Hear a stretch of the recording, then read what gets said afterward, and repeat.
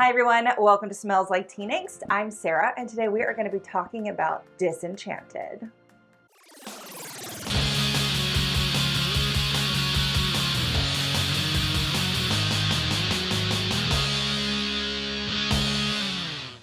When we left the world of Enchanted, Giselle had learned how to be angry. She has been able to figure out when someone loves her.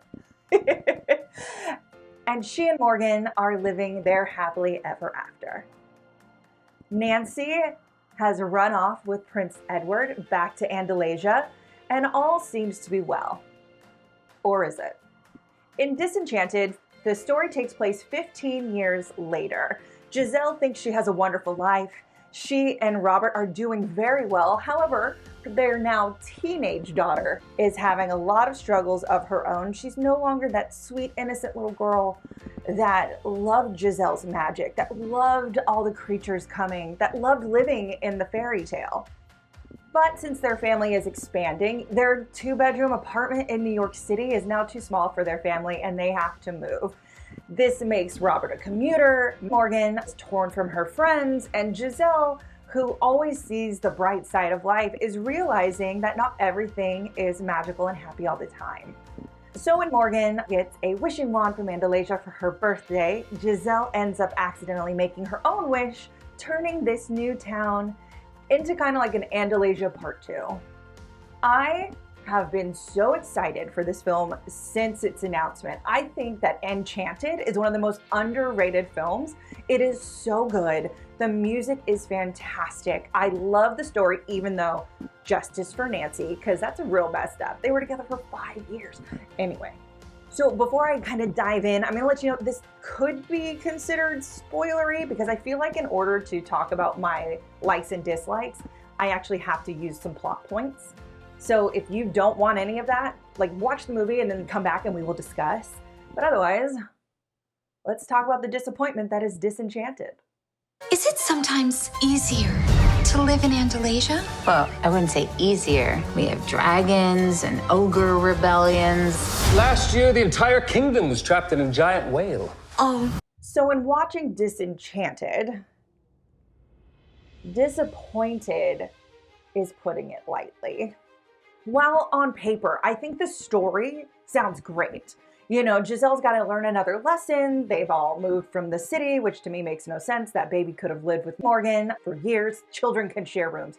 Anyway, all of the original cast is back. And then you have the addition of Maya Rudolph, Yvette Nicole Brown, Jayma Mays, and Oscar Nunez.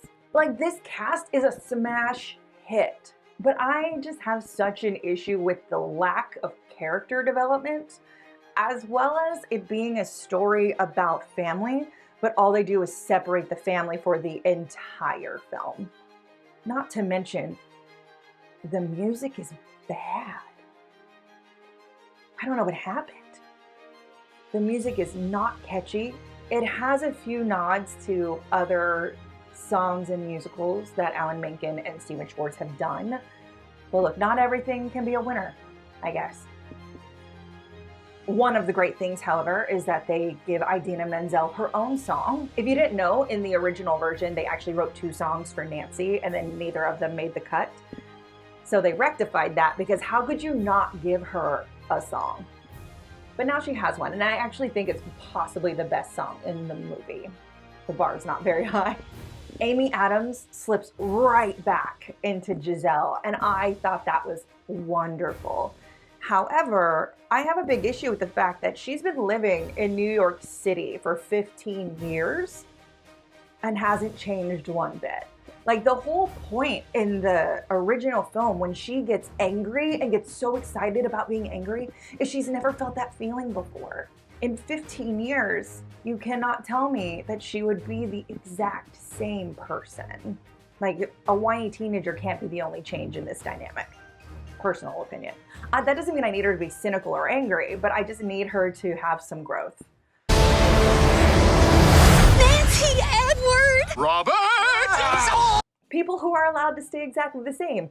James Marsden as Prince Edward, and he kills it. Honestly, he steals this whole movie. I think he is the best part of it. Even Nancy, who was this cynical, hardcore New Yorker, has been living in Andalasia for 15 years, and it has absolutely rubbed off on her. So I don't understand how Andalasia can rub off on Nancy, but New York City doesn't rub off on Giselle. Once the adventure starts happening, everyone is separated. Morgan ends up going on her own journey. Patrick Dempsey ends up on his own journey. And then Giselle goes through these moments where she slightly becomes other villains from Disney films. And Amy Adams absolutely killed these moments. Let me just say the performances are phenomenal. Amy Adams, when she goes from Giselle to a stepmother, or to like Maleficent, or to the evil queen, like she has all these like turn moments, and they are, boom, so good, so clean. And I thought that was wildly impressive. The addition of Maya Rudolph's character, I understand that there needs to be like a queen bee in a new town.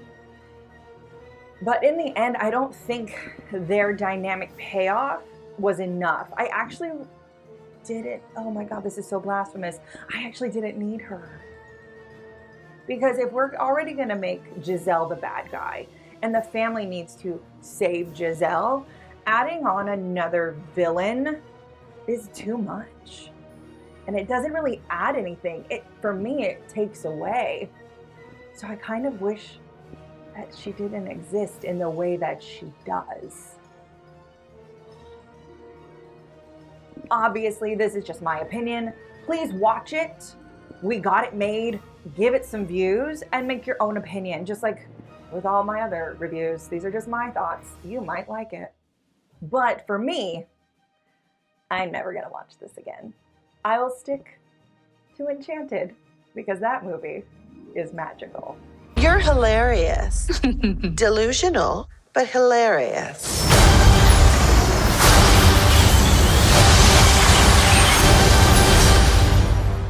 Thank you guys so much for watching. Again, I'm Sarah. Make sure you subscribe to our channel, like this video, comment, let me know what you think about Disenchanted, and ring that bell so you don't miss out on any more angsty videos.